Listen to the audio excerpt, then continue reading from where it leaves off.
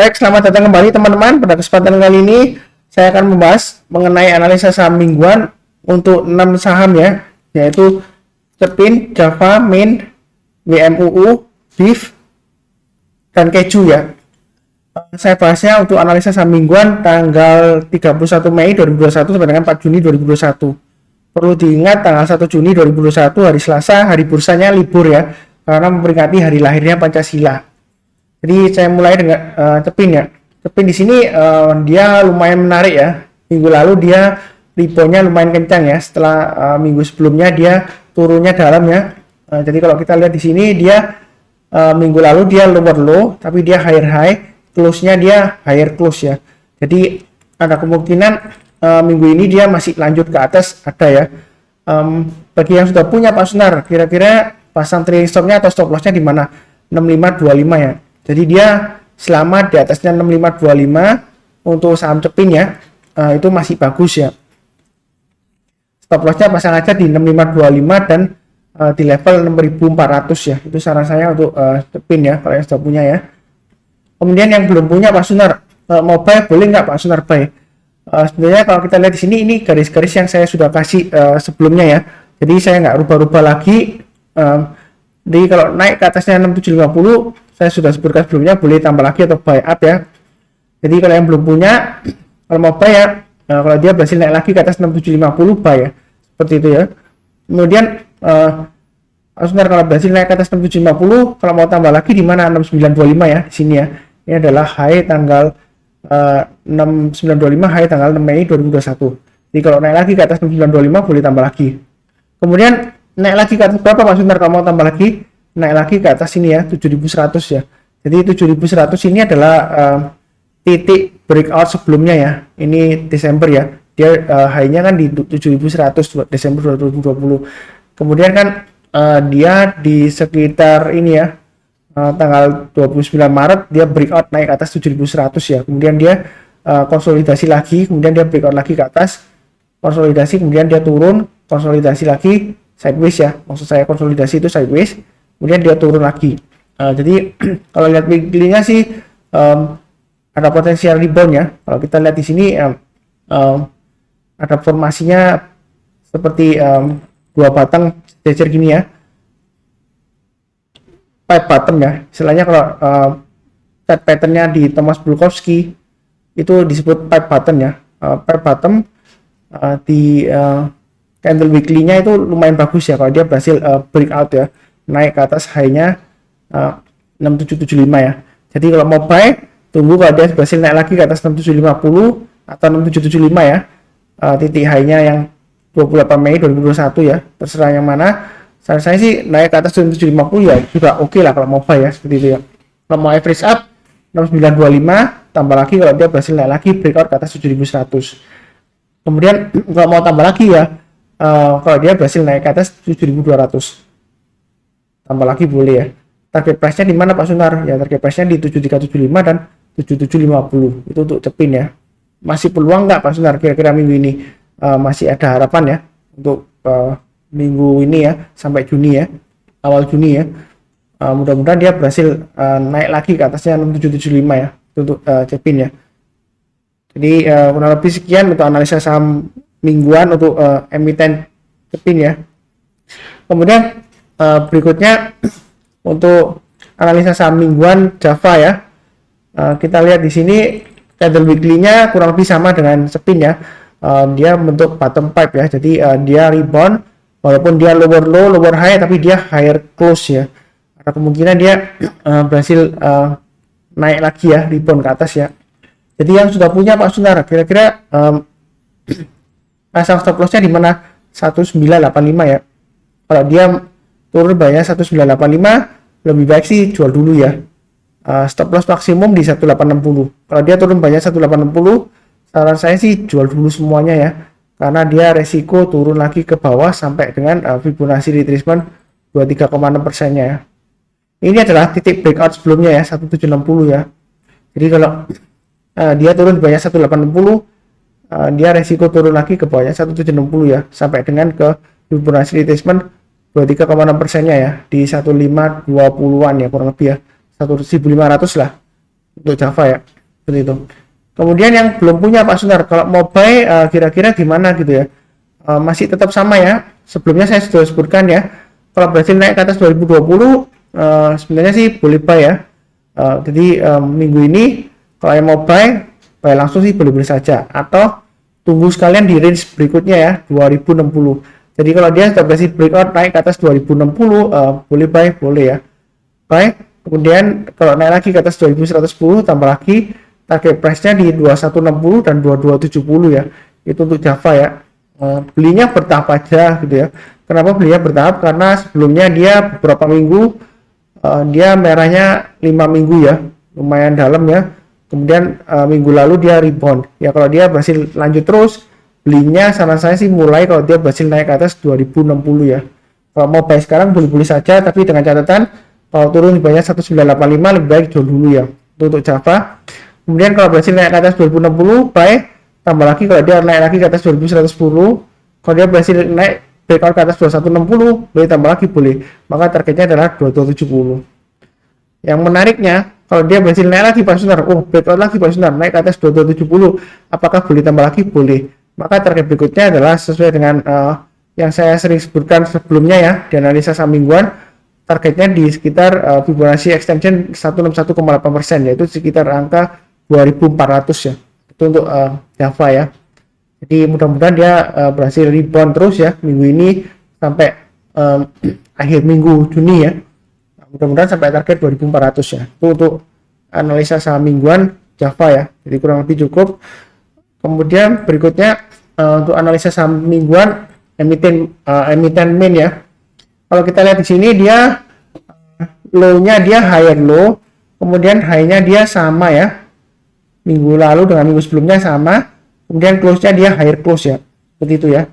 Jadi saya sudah bahas sebelumnya ya, ini adalah titik resistennya yang dia berhasil breakout ya. Kemudian sebelumnya saya juga sebutkan kalau mau buy on weakness kira-kira di sekitar sini ya. Ini saya perlebar angkanya, sebelumnya saya sudah sebutkan di 825 sampai 840 kurang lebih ya, ingat saya gitu ya. Jadi kalau kita sudah punya ya Pak Sunar, kalau sudah punya kira-kira pasang trailing stop-nya atau stop loss-nya di mana gitu ya. Jadi pasangnya mulai dari ini aja ya, low-nya terakhir 870 ya, low hari Jumat ya.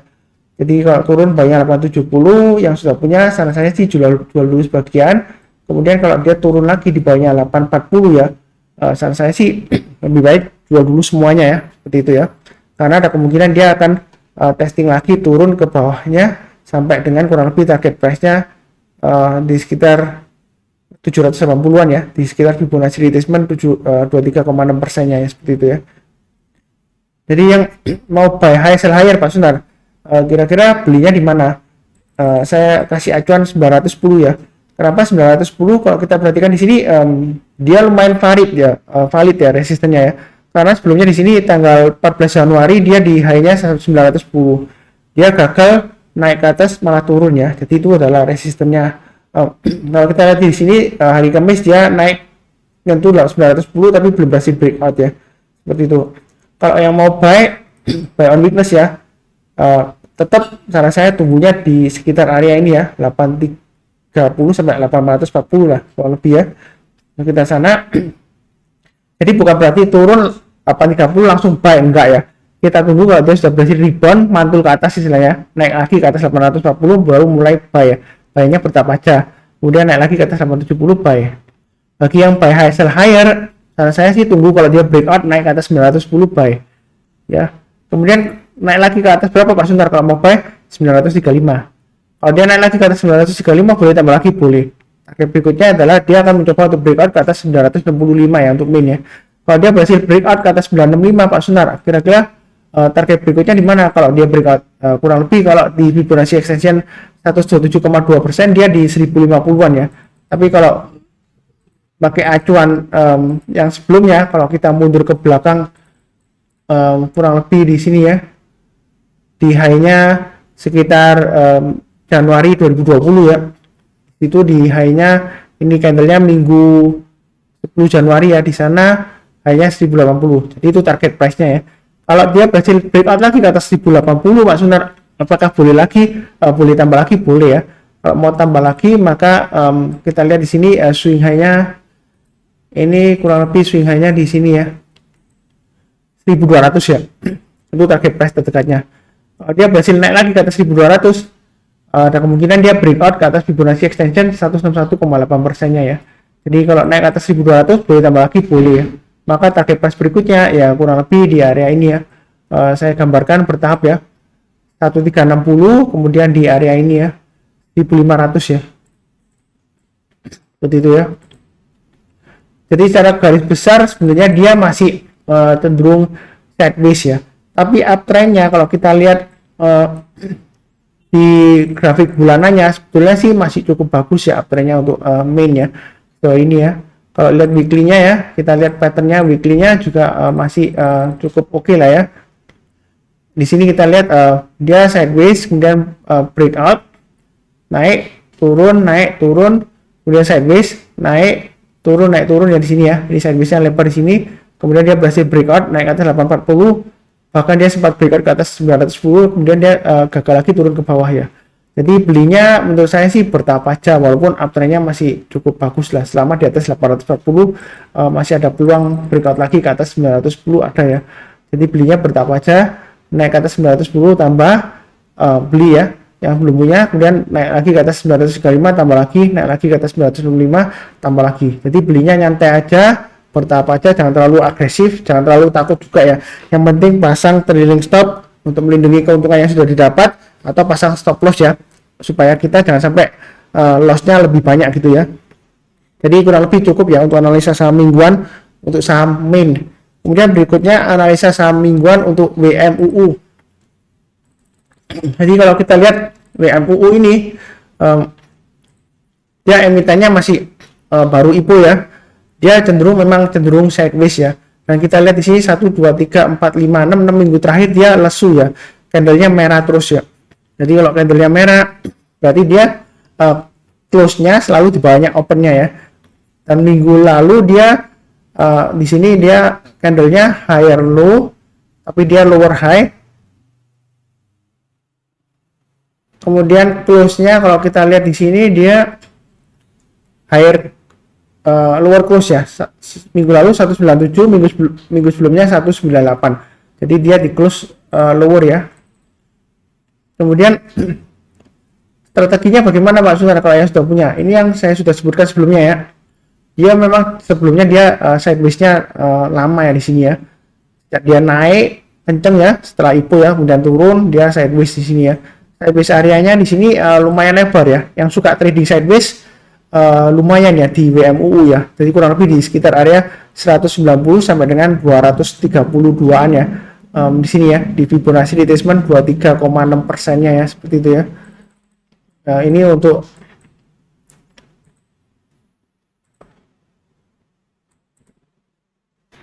saham WMUU ya. Jadi saya tarik garis Fibonacci retracement-nya dari puncaknya sini ke low-nya di sekitar ini saya tariknya 190 ya. Dan dia sempat enggak ya, selama ini 190 masih bertahan ya. Bentar saya lihat kan, ya low-nya selama ini sudah ini di 190 ya. Yang mau buy yang belum punya ya, boleh buy on weakness boleh. Jadi yang sudah punya pasang stop loss kalau dia turun buy-nya 190. Kalau yang mau buy on weakness ya boleh saja kalau buy sekarang ya. Tapi kalau dia turun buy-nya 190, saran saya sih jual dulu semuanya untuk WMUU ya.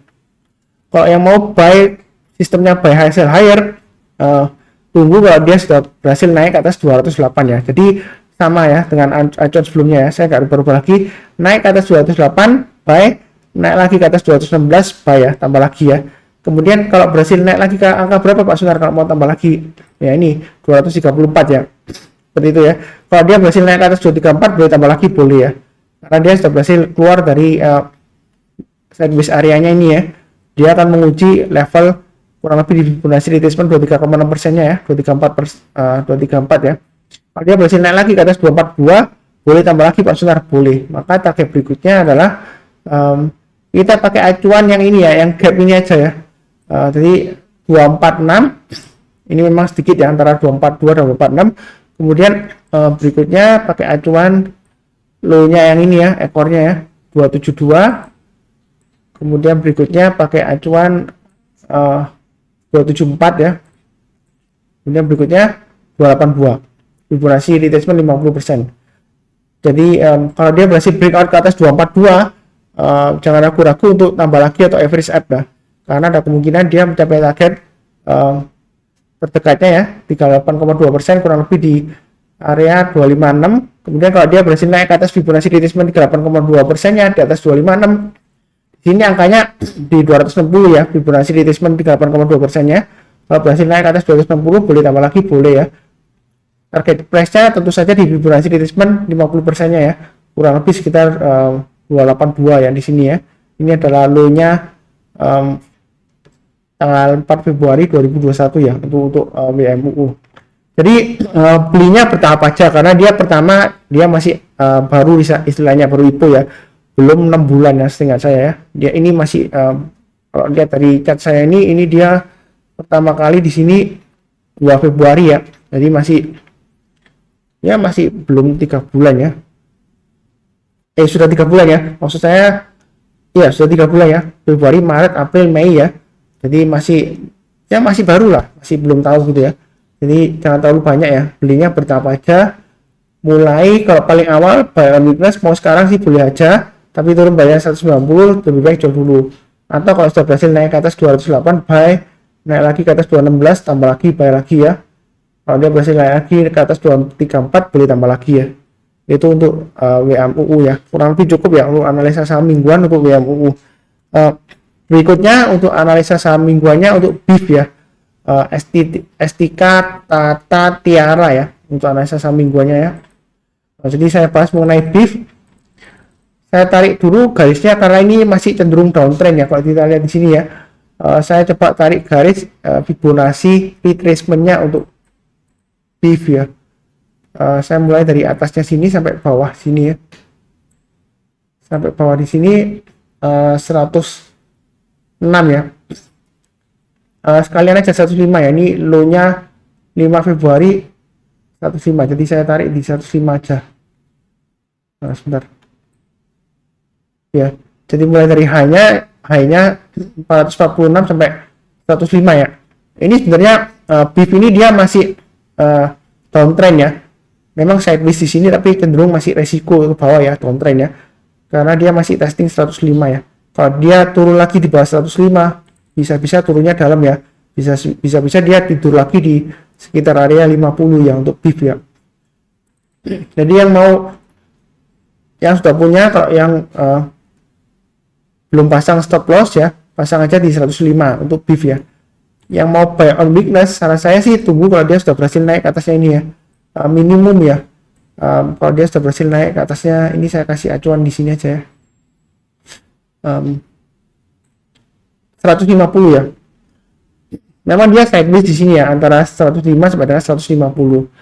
Kalau mau buy on weakness, kalau di level sekarang sebenarnya sih oke-oke saja ya, tapi menurut saya sih resiko banget ya, karena masih cenderung downtrend, belum ada konfirmasi ya. Memang sebelumnya dia ini katanya sideways ya, mudah-mudahan dia tertahan di atas 105 ya. Tapi kalau mau lebih aman ya, saran saya sih tunggu kalau dia sudah berhasil naik ke atas 150 ya, buy ya. Kalau dia naik ke atas 150 buy, naik lagi breakout ke atasnya 190 ya, di sini levelnya ya, boleh buy up. Istilahnya buy up itu tambah lagi atau average up ya, 190. Kemudian kalau dia berhasil naik ke atas 190, target berikutnya kalau mau tambah lagi di mana Pak Sunar ya, di level ini ya, 210. Kalau dia naik lagi ke atas 210, ada kemungkinan dia berhasil breakout ke Fibonacci retracement 38,2%-nya ya, ke atas 242. Kalau dia naik ke atas 242, maka target berikutnya di Fibonacci retracement 50% dan 61,8% ya, yaitu di area 276 kurang lebih ya, dan 314 ya, seperti ini ya. Jadi kalau kita lihat di sini dia lumayan rapi ya, resistennya berdasarkan Fibonacci retracement-nya ya. Kalau kita lihat di sini 61,8%, ini high-nya tanggal 6 Maret 2020. Kemudian di Fibonacci retracement 50%, ini dia diuji di sini ya, tanggal 12 Juni ya, mingguannya ya, 276. kurang lebih dekat dengan Fibonacci retracement 50%-nya. Kemudian di sini juga kurang lebih area resistennya ya, di sekitar area Fibonacci retracement 38,2% di angka 242 ya. Jadi menurut saya sih belinya sih bertahap aja, mulai 150 ya untuk amannya ya, naik ke atas 150 buy. Kemudian antara 150 dan 190 kan lumayan jauh ya Mas Sunar. Kalau mau average up di tengah-tengahnya di mana gitu ya, di 165. Kemudian berikutnya kalau mau tambah lagi kurang lebih di area 178 ya. Jadi untuk amannya tunggu kalau dia sudah berhasil naik ke atas 150 buy, naik ke atas 165 buy, naik lagi ke atas 175 buy. Kalau breakout ke atas 190 boleh tambah lagi. Target price-nya adalah di 210 dan 242 untuk BIF ya. Jadi sekarang dia masih cenderung lesu ya, testing 105 ya. Kalau mau buy sekarang Pak Sunar, kira-kira boleh nggak Pak Sunar? Boleh saja kalau mau buy on weakness sekarang ya. Cuma saran saya sih kalau dia turun di bawah 106 ya, lebih baik jual dulu semuanya ya, seperti itu ya. Atau lah kalau mau lebih curi start lebih awal ya, Pak Sunar, kalau saya mau curi start lebih awal, kira-kira di mana gitu ya, yang agak aman gitu ya. Ya tunggu kalau dia sudah berhasil naik ke atasnya ini ya, 124 ya. 124 ini ceritanya kan high-nya tanggal 20 Mei ya, kan dia rebound gitu kan, setelah dia turun 1, 2, 3, 4 hari berturut-turut kan, kemudian besoknya dia rebound tinggi kan, tapi dia gagal bertahan di atasnya 124, malah turun lagi. Jadi kita kasih acuan ini 124 resisten terdekatnya ya. Jadi paling nggak kalau mau buy paling awal banget lah, kalau nggak mau buy on weakness tangkap pisau jatuh di sini ya. Ini kalau sekarang memang ceritanya masih resiko ya, istilahnya bahasa teknikalnya itu tangkap pisau jatuh ya, belum ada konfirmasi rebound ya. Walaupun 2 hari terakhir candlenya lumayan bagus lah, tapi dia masih ya cenderung lesu ya gitu ya. Tunggulah minimal paling awal 124 lah. Tapi saran saya sih kalau mau lebih amannya ya di atas 150 ya, seperti itu ya. Belinya bertahap, naik lagi ke atas 165 tambah lagi, naik lagi ke atas 178 tambah lagi. Kalau mau tambah ditemukan di tengah-tengahnya antara 150 dan 165, maka saran saya sih tambahnya di sekitar 155, kemudian berikutnya di 159an ya. Di kurang lebih 1, 2, 3, 4, ini 4 level average up-nya ya. Kalau mau buy agak ke atas ya. Kalau mau buy on weakness, saran saya sih sekitar ya kurang lebih 124 ke atas lah, barusan buy ya. Kalau mau tambah lagi ya, kalau dia berhasil naik lagi ke atas 130, tambah lagi. Kemudian kalau berhasil naik lagi ke atasnya ini ya, 137 tambah lagi. Kemudian kalau berhasil naik lagi ke atasnya, bentar. Kalau berhasil naik lagi ke atasnya ini 144 boleh buy lagi gitu, seperti itu ya. Jadi kurang lebih cukup ya untuk analisa saham mingguan untuk BIF ya. Kemudian berikutnya untuk emiten keju ya, analisa saham mingguan. Kalau kita lihat di sini, sebelumnya emiten keju ini dia cenderung sideways ya. Sidewaysnya cukup lama ya, berminggu-minggu di sini ya. Saya gambarkan areanya kurang lebih di area, bentar ini agak susah, kurang lebih di area 1300 sampai dengan 1400 ya. Kemudian dia sempat breakdown ke bawah 1300. Minggu lalu candlenya dia lower low lower high ya, ekornya panjang ya, ke bawah dan ke atas cukup panjang juga. Dia ditutup doji ya. Doji itu artinya open dengan close-nya harganya sama ya. Jadi doji di candle mingguannya, jadi dia di close higher close ya dibandingkan dengan minggu sebelumnya. Nah, yang sudah punya Pak Sunar, kira-kira pasang trailing stop-nya atau stop loss-nya di mana gitu ya. Kita pakai acuan yang pertama di sini ya. Ini swing high-nya yang tanggal 24 Mei ya, itu di 1250 ya. Jadi kalau sama di penutupan ini ya. Jadi yang sudah punya, saran saya sih pasang stop loss-nya atau trailing stop-nya di 1250. Kalau dia turun banyak 1250, lebih baik jual dulu. Kemudian kalau turun semua di bawahnya 1205 ya di sini ya, saran saya sih jual dulu semuanya. Itu yang bagi yang sudah punya. Kalau bagi yang belum punya, kalau mau buy on weakness ya, saran saya sih masih belum tahu ya. Karena kalau kita lihat di sini dia kemarin hari Jumat 28 Mei kan, dia rebound kencang ya. Sebelumnya kan dia masih tertekan ke dalam ya, ke bawah ya. Jadi kalau mau buy on weakness kemungkinannya sekitar area 1100-an ya, 1100-an kurang lebih ya. Yang saya kotak ini nih 1090 sampai dengan 1125. Itu yang mau buy on weakness tunggu di sana. Atau tunggu minimal di area ini ya, di tengah-tengahnya ini ya. Ini adalah area sekitar 1200 sampai dengan 1220-an nah, kurang lebih ya. Itu yang belum punya kalau mau buy on weakness di sana. Jadi kalau dia turun banyak 1200 lebih baik sih jual dulu semuanya ya. Buy on weaknessnya kurang lebih di area ini ya. Tunggu kalau dia sudah berhasil rebound ke atasnya 1220-an nah, kurang lebih ya. Barusan kita mulai buy-nya bertahap. Nanti kalau dia naik lagi ke atas 1250 tambah lagi buy up ya, seperti itu ya. Kalau mau buy high sell higher Pak Sunar, kira-kira gimana gitu ya? Saya pakai acuan yang low-nya yang ini aja ya, tanggal 19 Mei ya, minimum ya. Kalau mau buy high sell higher ya, saya gambarkan ini di 1265 ya. Jadi kalau hari Senin ini sampai Jumat ya, 4 Juni 2021, kalau dia naik ke atas 1265 boleh buy ya, bagi yang belum punya ya. Kemudian target terdekatnya kurang lebih sama dengan area sideways ini ya, saya kotakin ya. Ini kotaknya, bentar, saya geser sedikit aja ya. Ini hanya di 1320.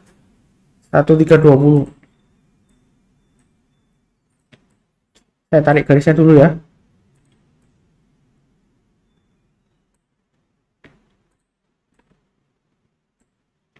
Jadi ini kurang lebih level-levelnya ya. Kalau mau di tengah-tengahnya ini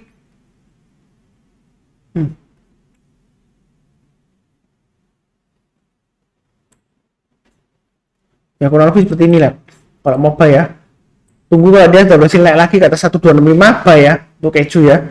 Kemudian naik lagi ke atasnya 1300 buy, naik lagi ke atas 1320 buy ya. Seperti itu ya. Itu bagi yang ingin buy high sell higher ya. Seperti itu ya. Jadi tunggu konfirmasi kalau dia berhasil rebound kembali ke atas ya. Jadi mulai dari 1265 lah. Ya mudah-mudahan dalam minggu ini dia berhasil breakout ke atas 1320 ya. Paling nggak dia kalau berhasil breakout ke atas 1320 ya, target price berikutnya kurang lebih ya di area 1395-an ya. Jadi belinya bertahap aja, mulai dari kalau berhasil naik ke atas 1250 buy, naik ke atas 1265, kalau mau tambah lagi boleh buy ya. Target terdekatnya 1300 sama 1320. Kalau dia berhasil naik ke atas 1320 boleh tambah lagi boleh. Maka targetnya dia akan berusaha untuk breakout ke atas 1360 ya. Kalau dia naik ke atas 1360, target berikutnya di 1395 ya, seperti itu ya. Jadi kurang lebih cukup sekian ya untuk analisa saham mingguan untuk emiten Cepin, Java, Min, WMUU, BIF, dan Keju ya. Untuk periode tanggal 31 Mei 2021 sampai dengan tanggal 4 Juni 2021. Sekian dan terima kasih.